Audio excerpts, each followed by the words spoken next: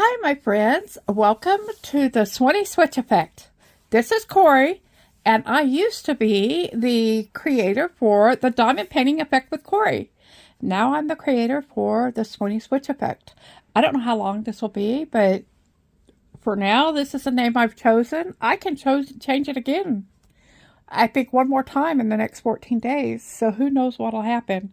I really do want to keep it steady. I really had such a quandary with what to name it that I finally just had to do something because I feel like the time is right, that I need to do it now, because I'm doing an event with Diamond Grandma next month, and I feel like that really should be in place by then. So I went ahead and did it. I pulled the trigger last night and changed it to the Swanny Switch Effect. We can talk more about that while I'm stitching, I guess. But before I get started, I want to show you what I'm going to be stitching. I'm going to try not to bump the camera. I'm working on the haunted house.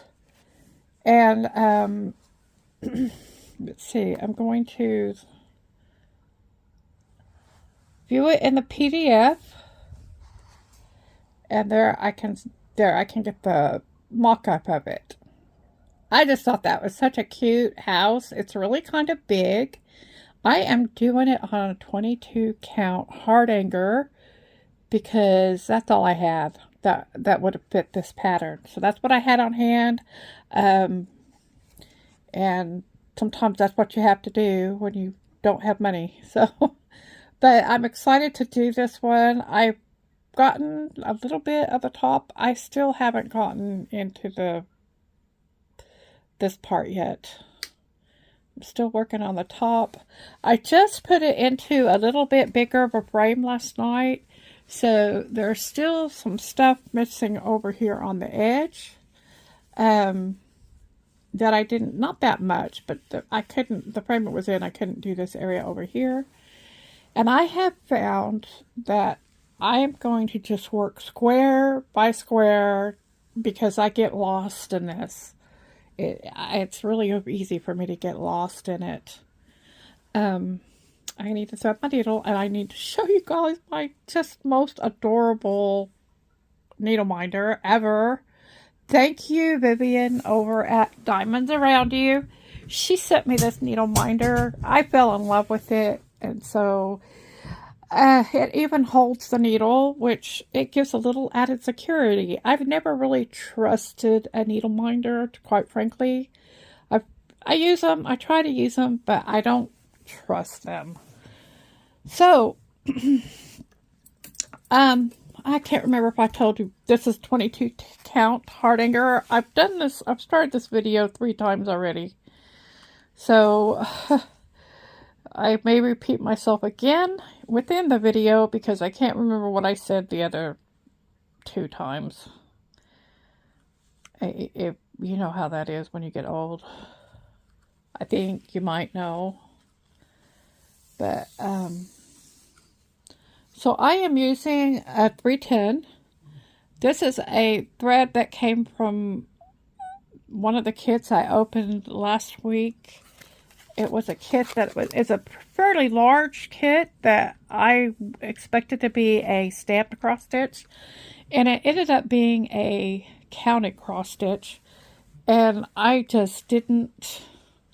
I'm wondering now if that piece of fabric would have been big enough to put this on, because that, you know, I think I would enjoy this piece a lot more on a bigger count. 11 count. I think this would be so fun to do. It would be big. It would be really big.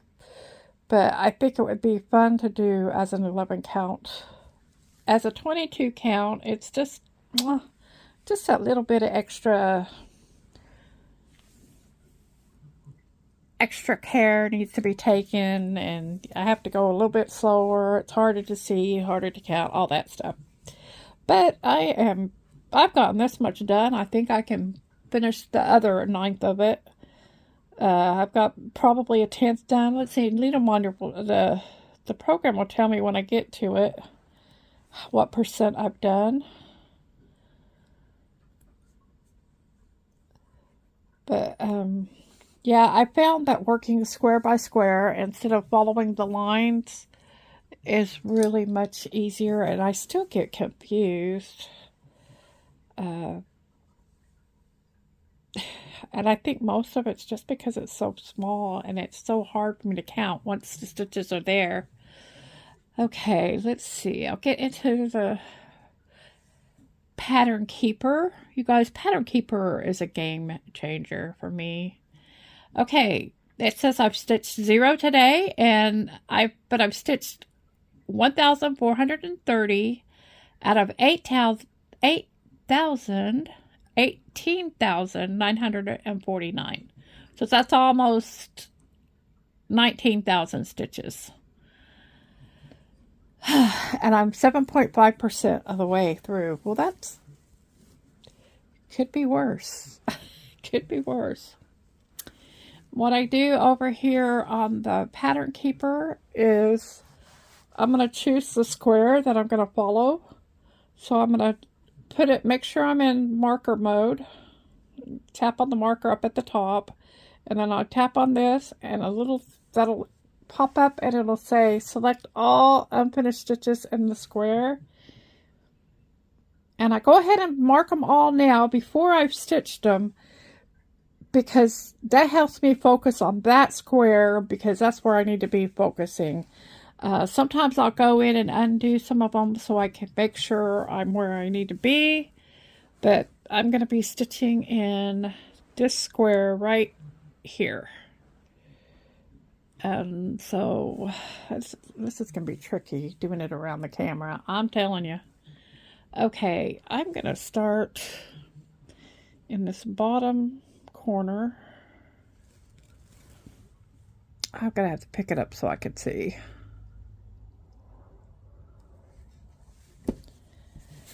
This just may not work, guys. I might just have to do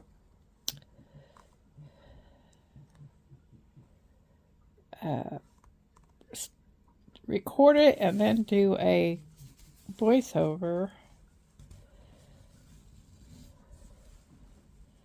because it's really hard for me to see that far away, and I don't think I can. If I get the camera, that'll get the camera too close. I really thought I could do this. Why did I think I could do this? I knew it would be difficult, but I thought I could do it.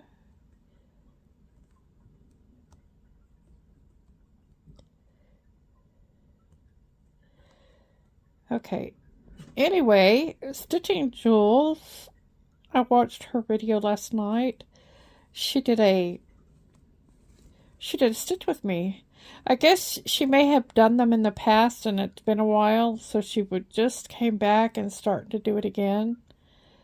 And I don't think she was doing 22 count when she did hers, because I thought I could do this. Anyway, a lot of her stitches are monochrome. A lot of her patterns are monochrome. They not all are. There's some that have a look and feel of monochrome, but just like I thought, I got this stuff over. Here's a trick, and I'm going to go ahead and do it right now. Why not? While you guys are watching me, as I got this stuff from the side up into it, and so right here, this is a little thimble. I just started sticking it right there, and that works really well. When I'm using smaller thimbles, that's when I have trouble. Smaller needles, that's when I have trouble. I'm gonna bunch this up right here, and then I put this on here. This is meant to be a cord tie thing, so you can get your cords all tied together, but it works great for this. And then my bottom, I spent a good hunk of time yesterday finally gridding the rest of this. I had gridded the top part, and I got to the part where it wasn't gridded anymore, and that just wasn't going to work anymore. And I definitely need my grids. And this is what the package looks like right here for those cable cords. They're called magnetic silicone ties. So really you can tie anything up with these. You can, if it's something circular, you just wrap and wrap and wrap until it's the tightness you want, and then you connect the two ends together. And as you can see, they're pretty strong. I'm struggling to get them off of each other. So I'm going to go ahead and get two at the same time for this one. Golly, look at that. They are stuck. And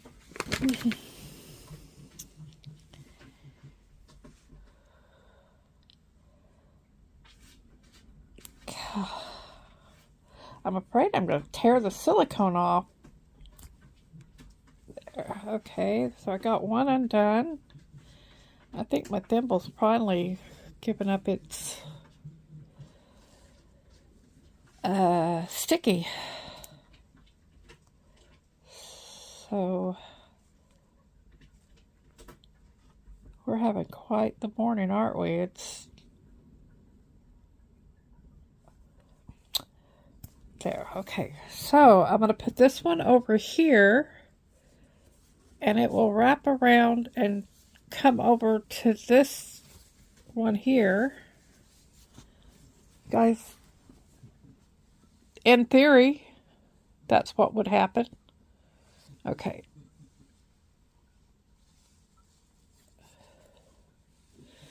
And no, it has to connect to this one. They're gonna just be obnoxious and ornery. Okay. So this one is wrapped around the bottom, and it's gonna come over here.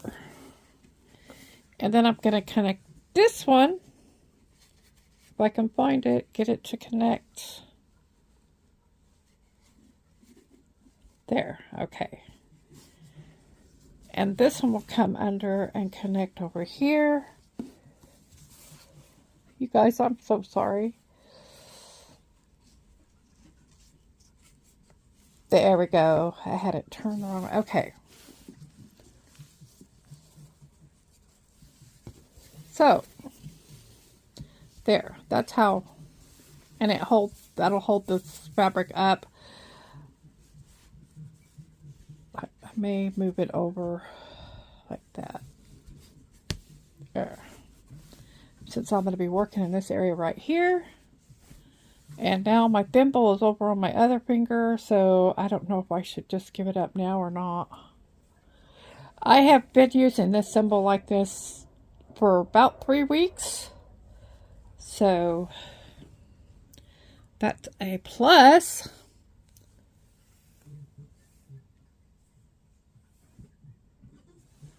Okay, 13 minutes of of me struggling. Was it worth it? Okay, so we're going to start trying to sew again. And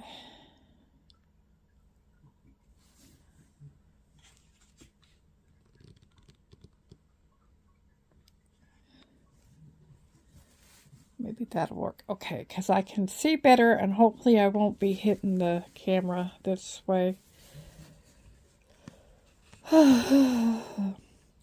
Anyway, stitching jewels, it was a nice little stitch with me she did last night. She does the monochrome, and she also does some that they're not monochrome, but they're not very many colors, so it kind of has a monochrome effect look to it, but it does allow for shading and whatnot. Oh my gosh, maybe I need to go back to diamond painting, right?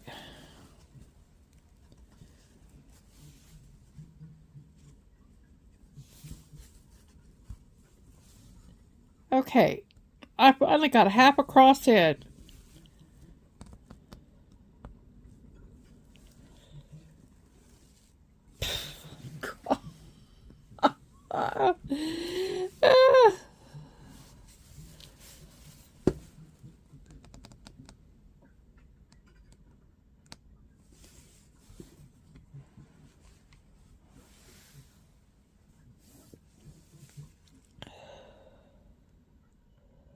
I need 2 more hands.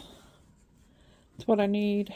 Okay, I think I can do this. What do y'all think? Okay, so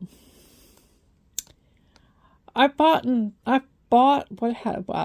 listen to my grammar. I don't know grammar. I have gotten a few of her stitches. She has a Patreon account. She has a YouTube channel. She has an Etsy shop, and she has her own webpage where she sells her patterns. If you join her Patreon for $7 a month, you can see. I have to take that stitch out. It didn't go in right. You join her Patreon, and you get 1 free pattern a month. So I figure if I'm going to buy her patterns anyway, if I join her Patreon, and you can stop anytime you want, but if I join her Patreon, the $7 is cheaper than getting them off Etsy. I don't know if it's any pattern. I don't see that there's any stipulation of any pattern. But, she has to pay Etsy for that, when you get a pattern from over there. So it may be just as well or as good.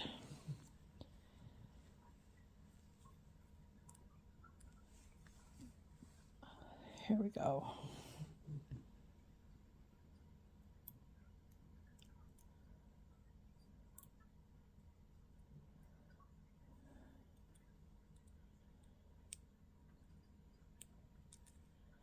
You know what? Hold on. Plan 2.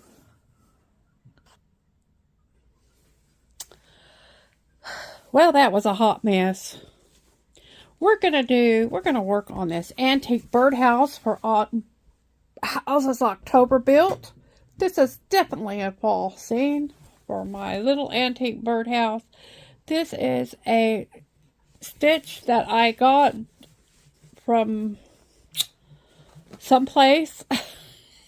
If you want to know more, let me know and I'll look it up and I'll give you the link for it. Because I just don't remember where this one came from off the top of my head. I think it might have been Tide Outdoor, Great Outdoor Tide or whatever. The reason why I messed that up is because Tide Outdoor, Outdoor Tide, it's Outdoor Tide. Their email address for that they use is Tide Outdoor. So now Gunther's coming. Hey, hello boy. He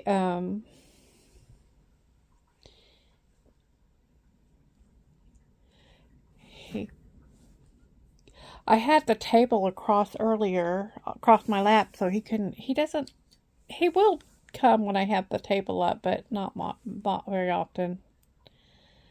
So, it's been a heck of a morning, hasn't it? My sister had jury duty, so she's left. She's already gone for that. I don't know how long she'll be gone. I don't think she'll get picked.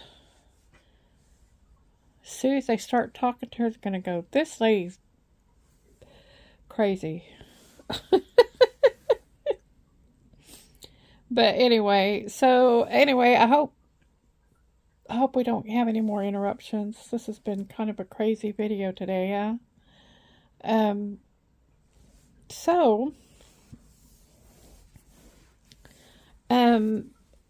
working on this pink color right here. it is DNC number 3863, and it's the 27th color in the kit. And I have already done the pink over in this area. So I haven't done a whole lot on this kit. Although, I guess it's more than I thought. But, yeah, so I had a little excitement Saturday night. I mean, it doesn't take much to make for excitement. My team lost big time Saturday. My college football team that I follow they lost 44-11, and they had a 4-1 record. So now they're 4-2, and the rest of their schedule is difficult. I don't think we're expected to win any more games. Our team is new to the Big 12 conference, and so I was hoping we could do better than that, but apparently not. Anyway, the Saturday night, the Amish came and they called, and they needed me to make copies. So I made some copies for them and took them over. It was dark. It wasn't real late, but it's later than I normally go out, just because I don't know why. I guess you get old, you don't go out at night anymore. I don't know why. But I went out on the way back. There was a car coming at me. It looked like a pickup truck coming at me with its high beams on. Well, I turned my high beams off. It was a dark night, and so I didn't want to turn my high beams off, but I didn't want to blind the person that was coming at me, and so I turned my high beams down, and they did not turn down theirs. And so I have this little deal that I do.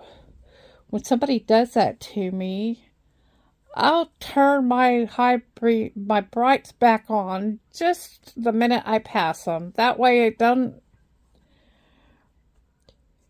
it's only for a second that they get flashed, right? And I figure if they can't lower their high beams for me, then that's the least I can do for them.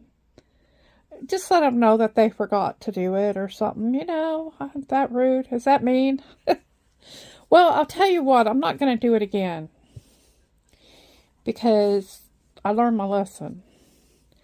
I'm going along, and I look in the rearview mirror, and all of a sudden there's a car following me with their high beams on in my rearview mirror. And I'm like, my brother-in-law was with me. I go, there wasn't a car following us before, was there? He said, no. I said, okay. I said, well, there's one now, and he's got his stupid high beams on. And it's kind of a little nervous, but I don't know. I don't know. I really did think it was that truck turned around and was following me. Well, it turned out it was, because when he turned around, when he got up closer to me, it was a cop, and he turned his lights on. So I got pulled over. I'm out in the middle of nowhere, and I'm trying to figure out what I did wrong, because quite frankly, I didn't think I'd get pulled over for doing that. Little thing, because I was really I wait till I'm to the car before I did that. But it was a cop, and man, did you know you flashed your brights on at me? I know you were passing me, but you just did them a little bit too soon. You need to wait 500 feet before you turn your brights on.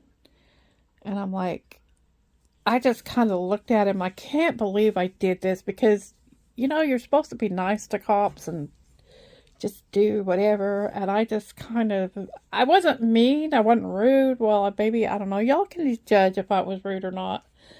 But I looked at him, I said, quite frankly, sir, you were blinding us. And he's like, oh, well, ma'am, my high beams weren't on. I just, it's just because I'm up higher in the truck, and so I guess that those lights are going right in your eyes. And I said, well, they sure were bright, and it was hard for us to see. And so he goes, okay, but he took my driver's license, and he goes, okay, I'm going to go run this. He goes, I'm just going to give you a warning tonight, but you need to be careful. All that stuff, and yada, yada, yada. I'm like, okay, I was just trying to be nice. Didn't want to cause any trouble. And he brings me my driver's license back and says, okay, you can go now. Only, I'm trying to go, but I can't see a dang thing. You know how you're supposed to check before you pull out onto the highway. The only thing I can see are these very bright, I don't know what they call those kind of lights. His lights were bright right behind me. I couldn't see anything on the highway. So whether or not it was clear to go or not. And I was complaining to Dwayne about it. I said, how am I supposed to safely pull out with his bright lights on me like that? And about that time, he turned his bright lights off. The turkey, I bet he felt stupid. He finally figured out that his bright lights were on. And he gave me a warning for what he was doing. I was like, what an idiot. So anyway, I'm not going to do that to anybody. I don't know why it's okay for everybody else to have bright lights but me, but apparently it is. And I have a hard time. I know that my brother-in-law is a nagger. Let me tell you, he's a nagger. And he thinks you have to have your bright lights on when you're traveling out in the country like that at night, because there are no other lights. I mean, that's the only light is what's coming from your car. But I try not to use my brights because, unless I need them, because I am one of those that's likely to forget.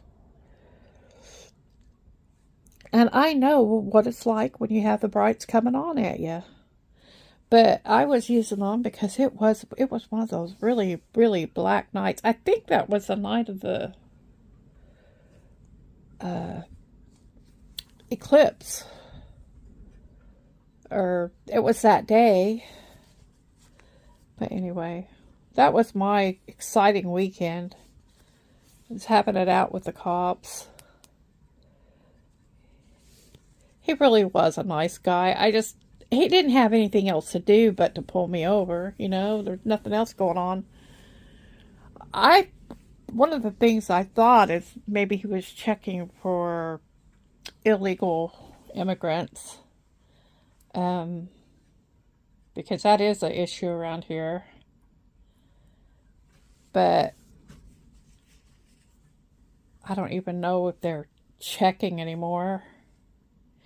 And here's one of the things about that I go off on is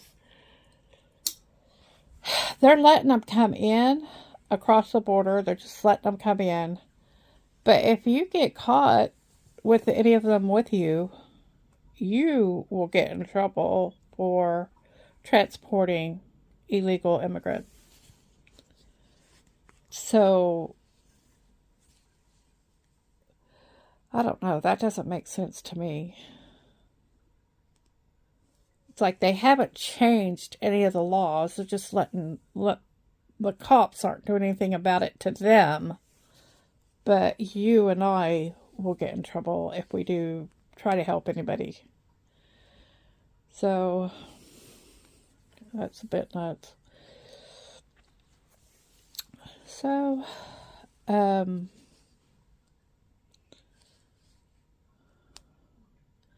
yeah, Saturday wasn't a good day. It looks like today's not going to be much better. golly. I cannot believe the trouble I was having with that video. Who knows, maybe I won't even put it in. No, you get to see me struggle because that's where I introduce my new channel name. The Swinny Switch Effect. I looked up Swinny Switch. I looked up the name Swinny.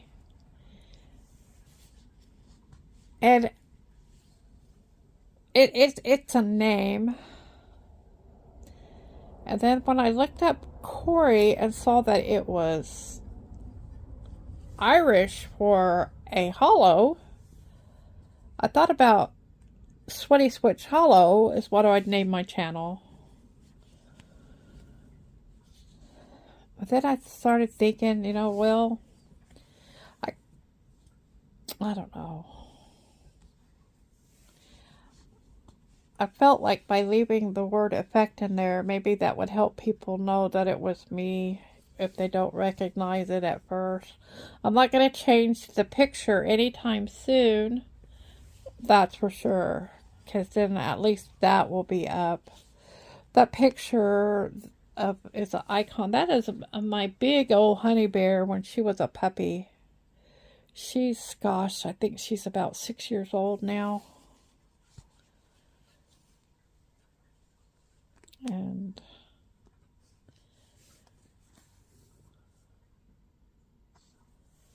if you guys have stuck with me this far, you are awesome. You're so awesome. Oh, I want to thank you guys for subscribing to this hot mess.